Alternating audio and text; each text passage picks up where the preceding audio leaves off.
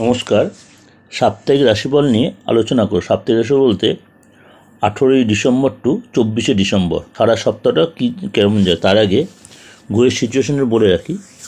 বৃহস্পতি রয়েছে মেষ রাশিতে বক্রী অবস্থায়, রাহুও বক্রী অবস্থায় মীন রাশিতে, শনি রয়েছে কুম্ভ রাশিতে এবং সেখানে চন্দ্র রয়েছে। চন্দ্র ট্রানজিট করবে যদি 2.5 দিন অন্তর অন্তর, মানে সিচুয়েশন অনুযায়ী 18 তারিখে সিচুয়েশন অনুযায়ী চন্দ্র রয়েছে কুম্ভ রাশিতে, বীজদোষ তৈরি হচ্ছে। রবি বুধ রয়েছে ধনু রাশিতে, বুধ সেখানে অস্তমিত হয়েছে এবং বক্রী অবস্থায়, বুধ অস্তমিত এবং বক্রী অবস্থায় ধনু রাশিতে রবির সাথে রয়েছে, এবং মঙ্গল রয়েছে আপনার বৃশ্চিক রাশিতে, শুক্র রয়েছে তুলা রাশিতে, কেতু রয়েছে কন্যা রাশিতে। এই হলো গ্রহের সিচুয়েশান। এই অবস্থায় আগামী 7 দিন কেমন যাবে তার আগে বলে রাখি, প্রত্যেক রাশি লগ্নের লোকেরাই যেহেতু বুধের সিচুয়েশানটা এরকম টাফ হয়ে রয়েছে, বিশেষ করে এর আগে বলে দিয়েছিলাম, আমার ডেসক্রিপশন সার্চ করলে পেয়ে যাবেন বুধ অস্তমিত এবং বক্রী অবস্থায় কোন কোন রাশি লগ্নের উপর এফেক্ট হবে।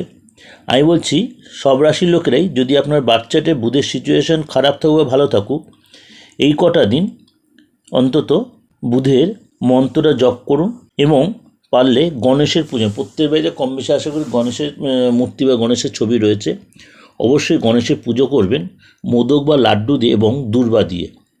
আর অবশ্যই বুধের মন্ত্রটা জপ করুন প্রত্যেকে, করলে দেখবেন জায়গাটা অনেকটাই আপনাদের সাপোর্ট করবে। ধনুরাশি এই সপ্তাহটায় অনেকাংশেই বেটার হবে, আটকে থাকা কাজ অনেকটাই উদ্ধার হবে।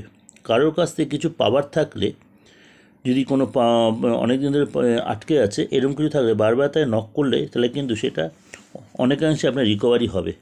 ভালো ব্যবহার করবেন লোকের সাথে, কারণ মাঝে মাঝে আপনার ব্যবহারটা খুব রূঢ় হয়ে যায়, হয়তো সেটা আপনি মন থেকে চান না, কিন্তু আচমকে রূঢ় ব্যবহার করে ফেলেন, তার জন্য কিন্তু নিজেও কষ্ট পান, পরে যাকে চার সাথে সেও কষ্ট পাবে। 18 তারিখ, 19 তারিখ, 20 তারিখ এই কটা দিন একটু সাবধানে থাকবেন এবং কথাবার্তা সাবধানে বলে, রাস্তায় চলাফেরা সাবধানে করবেন।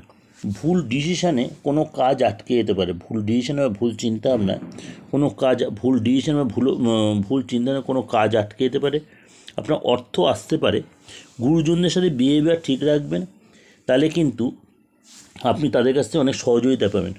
প্রশংসিত কাজে যায় যথেষ্ট প্রশংসিত হবে। খরচ বাড়তে পারে, সপ্তাহের মাঝে শরীর নিয়ে একটু ফ্যাক্টর হতে পারে, ঠিক আছে। ইনফেকশানের কোনো প্রবলেম হতে, ইনফেকশান ডিজিজ, ইনফেকশানের পরে স্কিনের প্রবলেম, পেটের প্রবলেম হতে পারে।